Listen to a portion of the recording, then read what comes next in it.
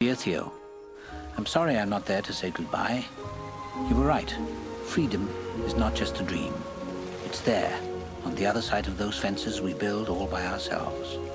Thank you for giving me hope and for giving me back my daughter. And I thank you, Theo, for sharing this journey with me. Your friend, Ethan.